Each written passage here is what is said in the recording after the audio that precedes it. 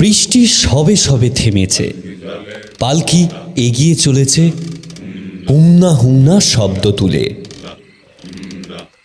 বৃষ্টির জন্য বেরোতে দেরি হলো, না হলে নতুন বউকে নিয়ে এত রাতে করে রওনা দেওয়ার ইচ্ছে ছিল না অসীমের। জনাছয়েক পালকি বাহক যত তাড়াতাড়ি সম্ভব গন্তব্যে পৌঁছানোর চেষ্টা করে চলেছে। বালুখালী গ্রামের সীমানা পার করে তালডাঙ্গার তালতলায় প্রবেশ করল পালকি। এই জায়গাটা বেশ নিস্তব্ধ।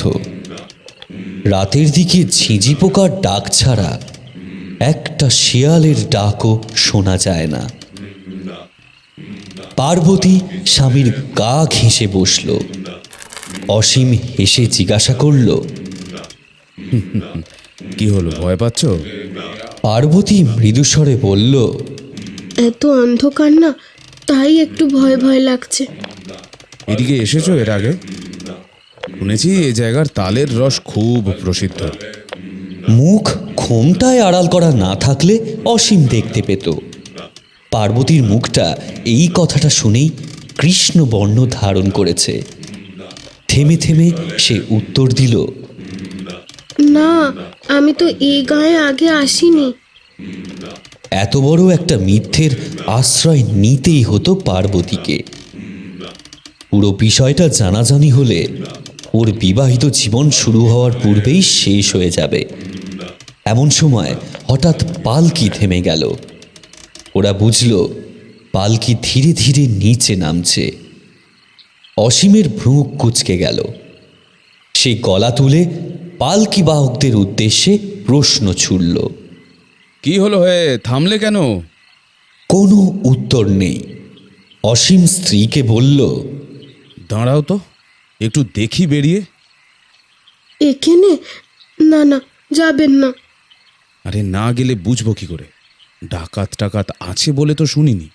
দাঁড়াও, আসছি। আরে কি হলো তোদের, সব কোথায় গেলি? অসীম পালকি থেকে বেরোতে গেল, কিন্তু প্রবল একটা চিৎকার করে সে পালকির ভিতরেই চিত হয়ে পড়ল। দৃষ্টি স্থির, প্রাণহীন।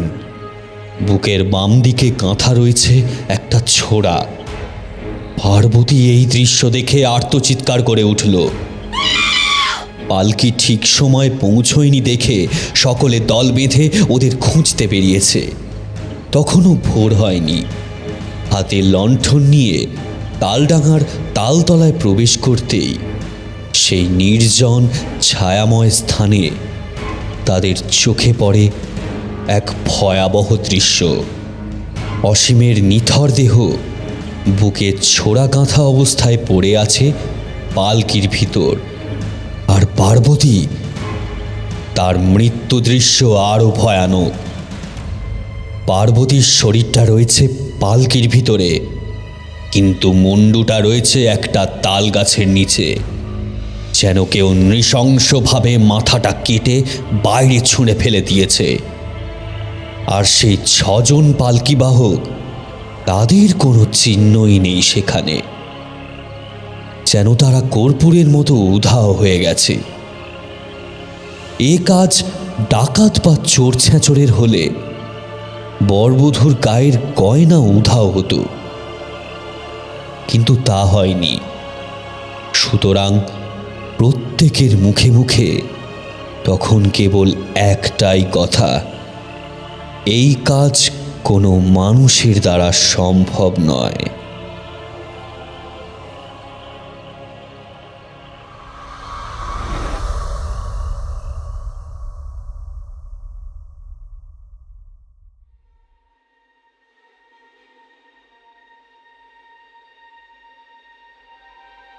নমস্কার, আপনারা শুনছেন 221 বি হ্যারিসন রোড। বাংলার ভূত, বাংলার ভয়, উল্টো পাল্টা গল্প নয়। আমি সুমিতেন্দ্র, আর আমার সাথে আছে প্রত্যয়। আজ আপনারা শুনবেন অঙ্কিতা ঘোষের লেখা গ্রাম বাংলার ভূতের গল্প তালডাঙ্গার কালো রাত। তবে গল্প শুরু করার আগে একটা কথা বলে নিই। আগের পর্বে আমাদের একটা টেকনিক্যাল এরার হয়ে গেছে। গল্পের লেখিকা ছিলেন নবনীতা বোস। আমরা ভুল করে সেটা নবনীতা ঘোষ বলে ফেলেছিলাম। Very sorry for that. Please কিছু মনে করবেন না, আর লেখিকার কাছে আমরা একান্তভাবে ক্ষমা প্রার্থী। পার্বতীর মা আর পার্বতীর ভূমিকায় বর্ণালী, অসীম বাবুলের ভূমিকায় সুমিতেন্দ্র, ভোলা আর গল্প পাঠে আমি প্রত্যয়। গল্পটিতে একটি গান রয়েছে, সেই গানটি গেয়েছেন আমাদের অত্যন্ত প্রিয় লেখিকা পারমিতা দি। তাহলে দেরি না করে শুরু করছি আজকের পর্ব।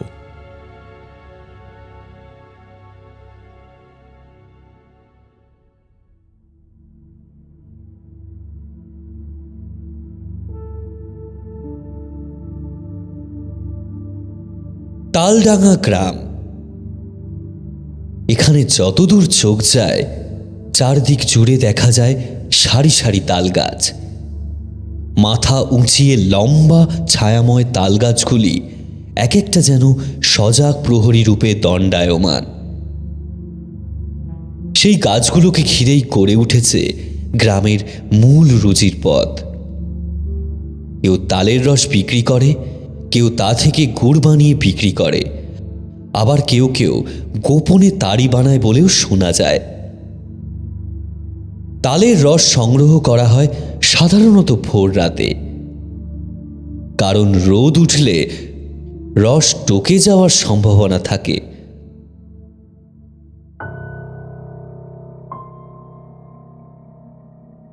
কিন্তু সেই নতুন বিবাহিত দম্পতির মর্মান্তিক মৃত্যুর পর থেকে গ্রামের মানুষ সূর্য না উঠলে তালতলার পথ মাড়ায় না। তাদের দৃঢ় বিশ্বাস সেই মৃত্যুর পিছনে রয়েছে কোনো ভয়ানক শক্তিশালী প্রেতাত্মা, যে তালতলায় ডেরা বেঁধেছে। তবে ভোলা আর বাবুল ভয় ডর কি তা চেনে না। ছোটবেলা থেকেই এরা ছিল মাত্রাতিরিক্ত ডানপিটে স্বভাবের। এইসব ভূতটুতের গল্প ওরা একদমই মানে না। অযথা ভয়কে প্রশ্রয় দেওয়ার অর্থ ব্যবসায় লোকসান। সুতরাং আজ রাতেই ওরা রস সংগ্রহ করে আনবে বলে ঠিক করল।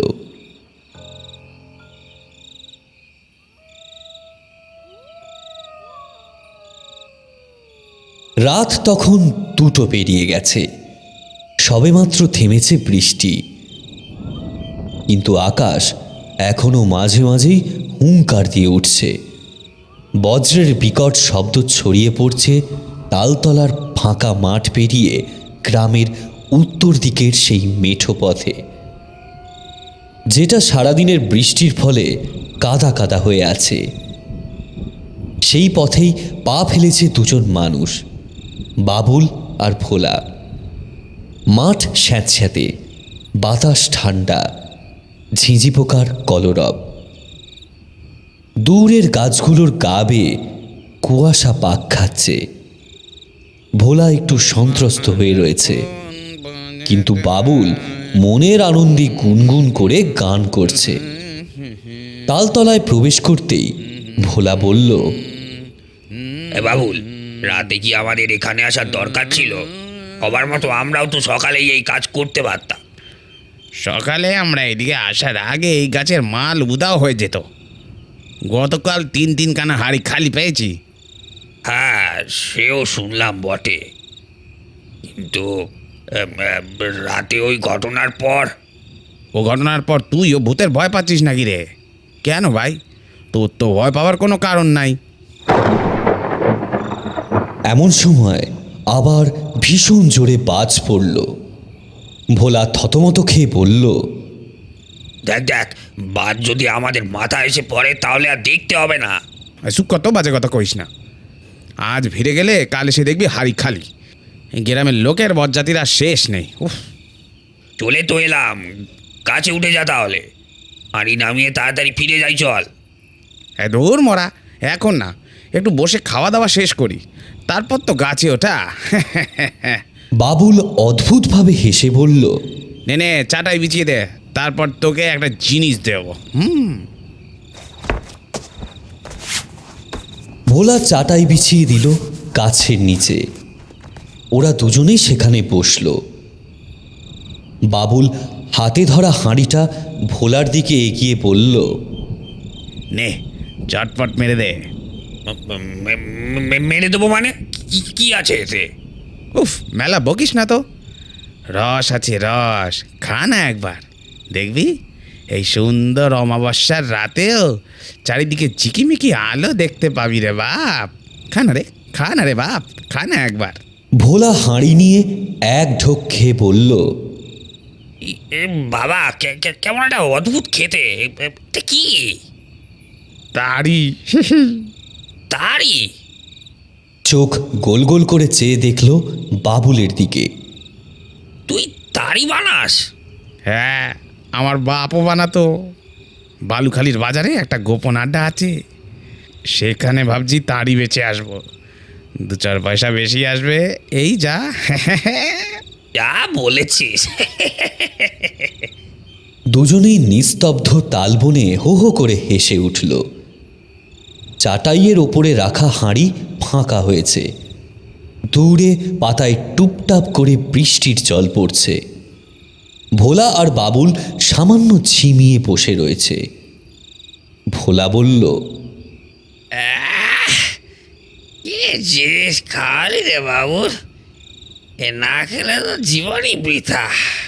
বাবুল বলল, ব্যাস, অনেক হয়েছে, যা এবারে হাড়ি নামিয়ে নিয়ে আয়। কেন? আমি কেন? রোজ তো তুই হাড়ি নামিয়ে আনিস, আর আমি বাজারে নিয়ে যাই। তাই তো বললাম, আজ আমি না, তুই হাঁড়ি নামিয়ে আনবি।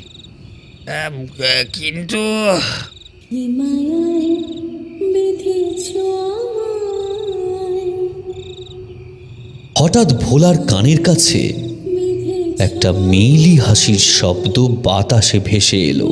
ধরে ভোলা শব্দটা শুনেই শটান বসে পড়ল। বাবুল হেসে বলল, এ কি হলো রে? কে গান গাইছে না? তুই শুনতে পেলি গানটা? গান? কার গান? কোনো মেয়ের। দুঃশালা যত সব, গাছে উঠবে কিনা বল। ভোলা অন্যমনস্ক হয়ে বলল, আচ্ছা আচ্ছা, উঠছি। কিন্তু ভাই, আমি স্পষ্ট শুনলাম কোনো মেয়ে মানুষ গান গাইছে। হ্যাঁ, ঠিক আছে, তুই গাছে ওঠ, আমি বরং ওই মেয়েটার সঙ্গে ওখানে বসে গল্প করি। হ্যাঁ, যা ভাগ। আর শোন অতবাগা, হাঁড়ি নিয়ে নামার সময় আস্তে আস্তে নাম বলে দিলুম। হাঁড়ি নিয়ে বেশি নাড়াচাড়া করলে রস ফেনা হয়ে যাবে, খেয়াল রাখবি, গেজে যাবে একেবারে। আরে হ্যাঁ রে ভাই, ঠিক আছে, খেয়াল রাখবো। যত সব ভাট বকে। ভোলা গাছটার গোড়ায় দাঁড়িয়ে বাবার চাকর মেয়েছে। হাত দুটো গাছের গুঁড়িতে ঠেকানো। বৃষ্টির জল পড়ছে তার কপাল বেয়ে। ভোলা ফিসফিস করে বলল, সারা আজকে উঠবই। ওই ঢ্যামনা বাউলকে আমি দেখিয়ে যাবো। ভোলা উঠতে শুরু করলো গাছে। কালি আমাকে হঠাৎ বাবুল তখন আবার গান ধরেছে। ভোলা বেশ খানিকটা উঠে গাছে বাঁধা হাঁড়ির দড়িটা আঁকড়ে ধরল। ওই মুহূর্তেই ভোলার মনে হলো হাঁড়িটা যেন নিজে থেকেই একটু দুলে উঠল। চমকে উঠল সে। আর একটু হলেই ভোলা পড়ে যেত, সারা পেয়েছে। কিন্তু সে নিজেকে সামলে নিল।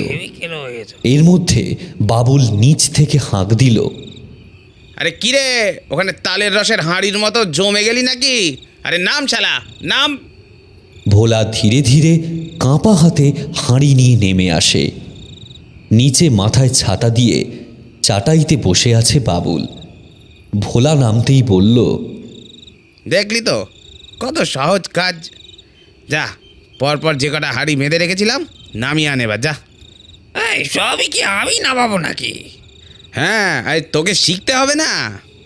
ভোলা বুঝল আজ বাবুল প্রতিজ্ঞা করেই এসেছে যে হাঁড়ি ও নামাবে না। সুতরাং এই কাজ আজ ভোলাকেই করতে হবে। লোকে ভাবে ভোলা আর বাবুল দুজনে দুজনের বন্ধু, কিন্তু আসল সত্যি সম্পূর্ণটাই ভিন্ন। ভোলা হলো বাবুলের চেলা। বাবুল যা বলে ওকে তো সেটাই করতে হয়, আর প্রত্যেকবারের মতো সেটাই করতে হচ্ছে। এমনকি 1 মাস আগেও কিরে এত ভাবছিস কেন বলতো? আচমকা বাবুলের ধমকে সম্বিত ফিরে পায় ভোলা। যা যা তাড়াতাড়ি হাঁড়িগুলো টপাটপ নামিয়ে আন, মনে হয় বৃষ্টির জোর নামবে। ভোলা আস্তে আস্তে হাঁড়িগুলো নামিয়ে আনলো। মোট 4টে হাঁড়ি দড়ি দিয়ে শক্ত করে বাঁধছিল বাবুল। তারপর একটু থেমে বলল, তুই একটু হাঁড়িগুলো বাদ, আমি একটু ওই ঝাড় থেকে আসছি। ঝাড়? কিন্তু ঝাড়ে গিয়ে কি করবি? ভাই আমার হেভি নেশা হয়েছে, তাড়াতাড়ি আয়। আরে হালকা হব রে, হালকা হব। তা হাঁড়িটা একটু বেশি মেরেছে কি না? তুই মা দেখলো, আমি আসছি।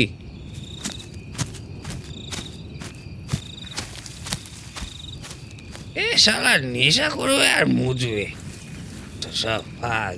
আমাকে বাবুর ফরমাস খাটতে হবে। বাবুল ঝোপঝাড় টপকে অন্ধকারে মিলিয়ে গেল।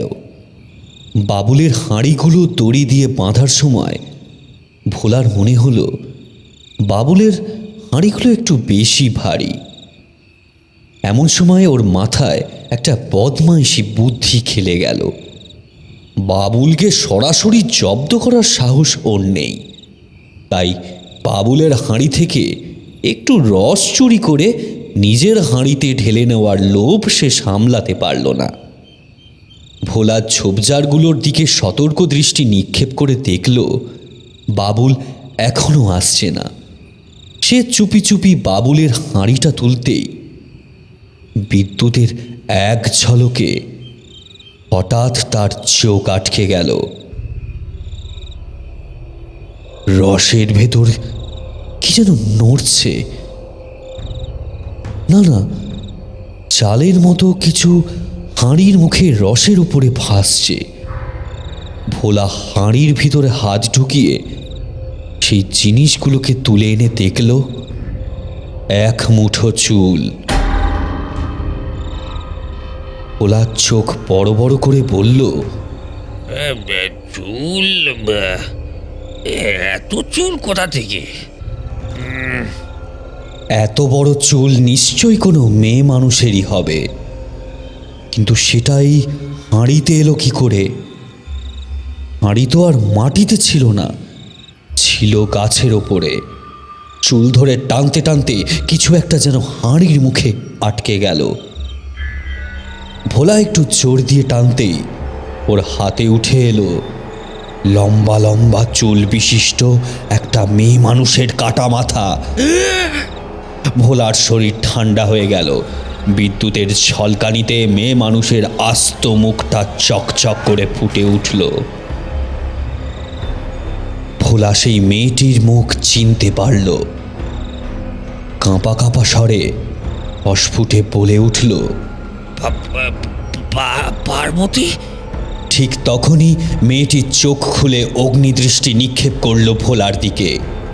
ভোলা মাথাটা ছুঁড়ে ফেলে দিয়ে তীব্র আর্তনাদ করে পালাতে গেল, কিন্তু সেই মেয়েটির কাটা মুন্ডু থেকে লম্বা লম্বা পিচ্ছিল কালো চুল কাদামাখা মাটির উপর দিয়ে সাপের মতো এগিয়ে গেল ভোলার পায়ের দিকে। দড়ির মতো করে তার ডান পা জড়িয়ে ধরল। ভোলা মুখ থুবড়ে পড়ল মাটিতে। পা থেকে ছাড়াতে চেষ্টা করলো চুলগুলো, কিন্তু সেই চুল জীবন্ত হয়ে আষ্টে পৃষ্ঠে জড়িয়ে ধরল ভোলার গোটা শরীর। তারপর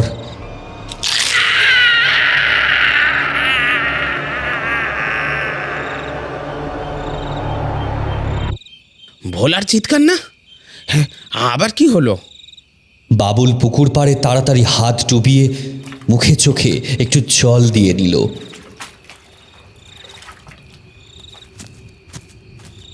ফেরার সময় হঠাৎ একটা সুর তার কানে ভেসে এলো। বেঁধেছ আমায়, কি মায়ায় বেঁধেছ আমায়, বুকে ধরে রাখো। বাবুলের বুকের ভিতরে হালকা একটা ঠান্ডা কাঁপুনি বয়ে গেল। এই সুর, এই কণ্ঠস্বর বাবুলের অস্বস্তিকরভাবে চেনা ঠেকল। বেঁধেছ কিন্তু কোথায় সে এই স্বর শুনেছে সেটা মনে করতে পারল না।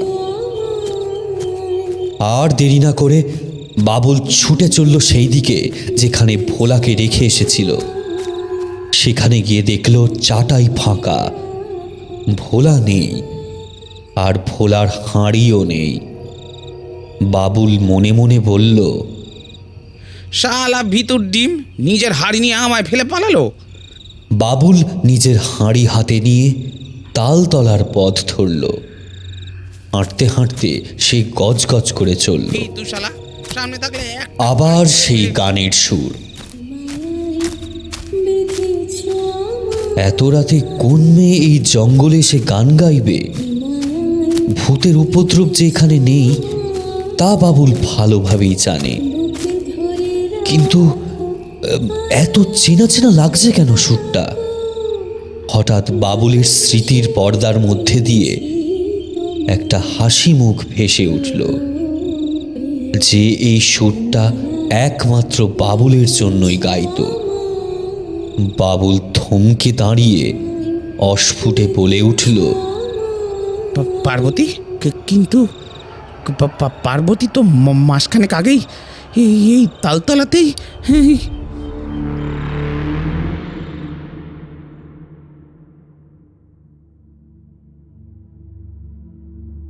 পার্বতী ছিল তালডাঙ্গার পাশের গ্রাম বালুখালীর মেয়ে। সম্ভ্রান্ত না হলেও পার্বতীদের সংসারে অভাব ছিল না। ওর এক ঘনিষ্ঠ বান্ধবী থাকত তালডাঙ্গায়। সেই বান্ধবীর বিয়েতে নিমন্ত্রণ পেয়ে পার্বতী তালডাঙ্গায় আসে। সেই বিয়েতেই পার্বতীর সঙ্গে আলাপ হয় বাবুলের। প্রেম বলে কয়ে হয় না। পার্বতী আর বাবুলের মধ্যেও শুরু হলো একটা ভালোবাসার সম্পর্ক। তারা লুকিয়ে লুকিয়ে বহুবার এই তালতলা এসে দেখা করেছে, মেলায় ঘুরতে গেছে, মন্দিরে গিয়ে একে অপরকে বিয়ে করার প্রতিজ্ঞাও করেছে। অল্প বয়সের প্রেম হলেও ওদের মধ্যে একে অপরের জন্য তীব্র টান ছিল। কেউ কাউকে ছাড়া একদিনও থাকতে পারত না। কাঁঠাল ও প্রেমের গন্ধ যতই চেপে রাখার চেষ্টা করা হোক, চাপা যায় না। পার্বতীর বাবা সব কিছু জানতে পেরে রেগে অগ্নিমূর্তি ধারণ করেন। মেয়েকে বলেন, ছি ছি ছি ছি, তুই আমার মেয়ে হয়ে একটা তালের রস বিক্রি করা ছেলের সঙ্গে, ছি ছি ছি, এ কথা শোনার আগে আমার মুখে আগুন দিলি না কেন? পার্বতী এক কোণে দাঁড়িয়ে চুপচাপ কাঁদছিল। ওর মা এসে ওকে একটা চড় মেরে বলল, এত নিচু দিকে চোখ নামানোর আগে তুই মরে গেলি না কেন? আমাদের মুখে একেবারে চুনকারি লাগিয়ে দিল রে ভগবান! এই মেয়েকে নিয়ে আমি কি করে মুখ দেখাবো সমাজে? এখন একটাই উপায়, মেয়েকে বিয়ে দিয়ে দূরে পাঠাতে হবে। পার্বতী বাবার পা ধরে বলল, না বাবা, এরম করো না, আমি বাবুলকে ভালোবাসি। ওকে ছাড়া আমি তোকে আমি আজকে মেরে শেষ করে দেবো। চল চল ঘরে ঢোক, আমাদের মা ইজ্জত নিয়ে খেলা। পার্বতীর মা পার্বতীকে মারধর করে ঘরে ঢুকিয়ে বন্ধ করে দিল। কয়েকদিনের মধ্যে পার্বতীর বিয়ে ঠিক হয় দূরের গ্রামের উচ্চবংশীয় এক ছেলে অসীমের সঙ্গে। এই সময় একদিন বাবুল আর ভোলা দুজনে মিলে রাতের অন্ধকারে পার্বতীদের বাড়ি গিয়ে উপস্থিত হয়। বাবুল চিৎকার করে ডাকে নিজের প্রেমিকাকে, পার্বতী, এই পার্বতী, দেখো তোমার মহেশ্বর এসেছে। আরে এই পার্বতী। পার্বতী ঘরে বসে কাঁদছিল। বাবুলের কণ্ঠস্বর শুনে এক মুহূর্তে সে ঠিক করল আজই সে বাবুলের হাত ধরে এই বাড়ি ছেড়ে বেরিয়ে যাবে। পার্বতী ঘর থেকে ছুটে বেরিয়ে আসে। ঠিক তখনই পার্বতীর বাবা এসে বাধা দেয়। বাবুল বলে ওঠে, আরে ও খুড়ো, কেন বেকার ঝামেলা বানাচ্ছেন? লোক জানাজানি হলে কি আপনার সম্মান টম্মান কিছু আর বেঁচে থাকবে? ভোলা বাবুলের তালে তাল মিলিয়ে বলল, কাকু, বৌদিকে ভালোই ভালোই বিয়ে দিয়ে দিন আমাদের বাবুলের সঙ্গে, না হলে কিন্তু কিন্তু কি? চিৎকার করে উঠল পার্বতীর বাবা। বাবুল কানে একটা আঙুল ঢুকিয়ে বলল, আরে বাবা, এত চিৎকার করিস কেন? বাংলা ভাষায় কি বলছি কানে ঢুকছে না তোর? তোর মেয়েকে আমি ভালোবাসি, আর তোর মেয়েকে আমি বিয়ে করব। তুই তো এমন নাটক বানিয়েছিস যেন তোর মেয়েকে নিয়ে আমি ফুর্তি করতে চাইছি। বাবুলের মুখের ভাষা শুনে হতচকিত হয়ে দাঁড়িয়ে থাকলো পার্বতী। বাবুলের এই রূপ সে আগে দেখেনি। পার্বতীর বাবা বলল, বেরিয়ে যা তোরা আমার বাড়ি থেকে। তবে রে, বাবুল রাগের মাথায় পার্বতীর বাবাকে এক চড় কষায়। পার্বতীর মা সামনে এগিয়ে এলে ভোলা তার চুলের মুঠি ধরে টান মেরে সরিয়ে দেয়। এই দৃশ্য দেখে পার্বতী থমকে যায়। ভোলার সামনে গিয়ে দাঁতে দাঁত চেপে বলল, তোদের এত বড় সাহস আমার মা বাবার গায়ে হাত তুলিস? বেরিয়ে যা এখান থেকে। বাবুল ততক্ষণে নিজের ভুল মেনে নিয়ে পার্বতীর সামনে এসে বলল, আরে মাথাটা এমন বমকে গেল, আর হবে না, চলো না আমরা তোমার সঙ্গে যাওয়ার জন্যই তো এসেছিলাম, কিন্তু এখন বুঝতে পারছি তুমি আমার যোগ্য নও। বেরিয়ে যাও আমার বাড়ি থেকে।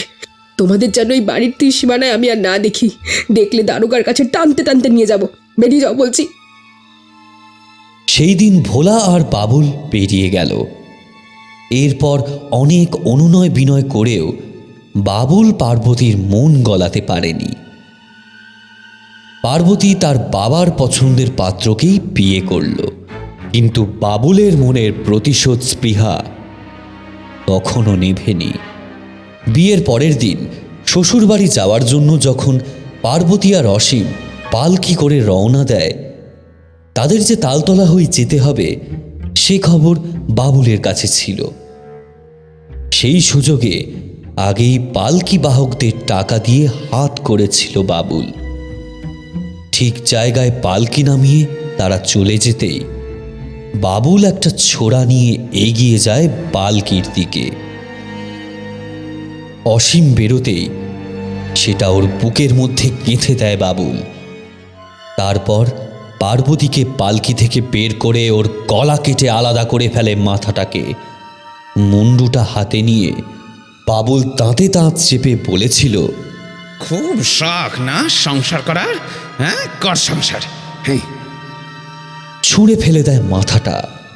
তার বাকি শরীরটা ভোলা আর বাবুল ধরাধরি করে পালকিতে বসিয়ে সেখান থেকে পালিয়ে যায়। ওরা প্রথম থেকেই জানতো এই তালতলায় কোনো ভূতের উপদ্রব নেই। যে কাজ গ্রামবাসীরা ভূতের বলে মনে করছে সেটা আসলে ওদেরই কৃতকর্ম। তাই এই তালতলায় আসতে ওদের ভূতের ভয় করেনি। এখন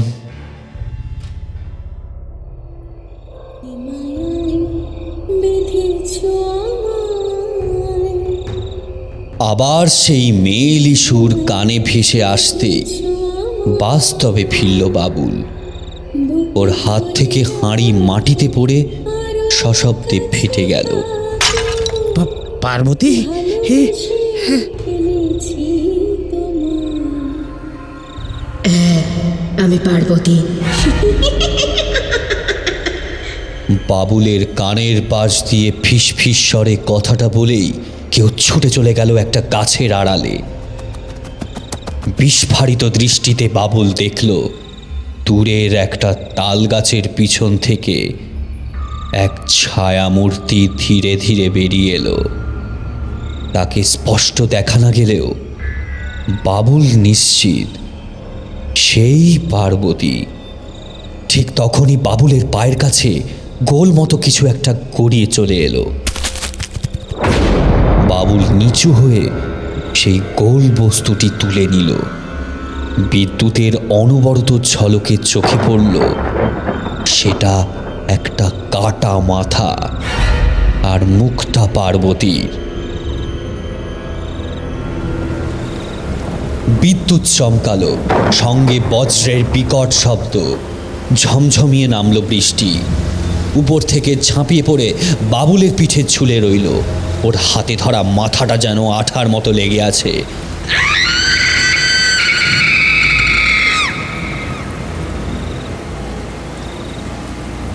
কিছুতেই বাবুল হাত থেকে সেটা ফেলে দিতে পারছে না। কাটা মাথাটার চোখ দুটো খুলে গেল, ঠোঁট নড়ে উঠে বাবুলের দিকে তাকিয়ে ফিসফিসিয়ে সেই সুর ধরল। বেঁধেছ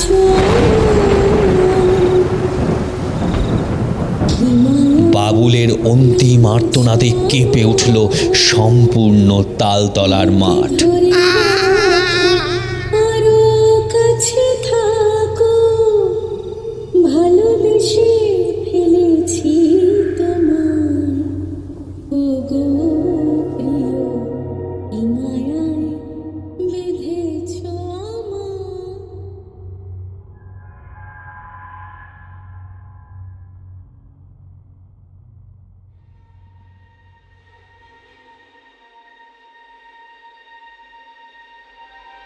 পরদিন সকালে গ্রামের লোকজন দেখল তালতলার পরপর দুটো গাছে বাবুল আর ভোলার ঝুলন্ত মৃতদেহ।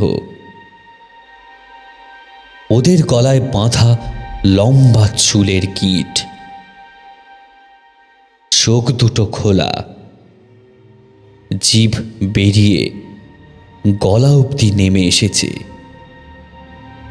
মুখে ভয়াবহ আতঙ্কের ছাপ, সেটা স্পষ্ট করে দিচ্ছে ওদের মৃত্যু কোনো মানুষের দ্বারা ঘটেনি।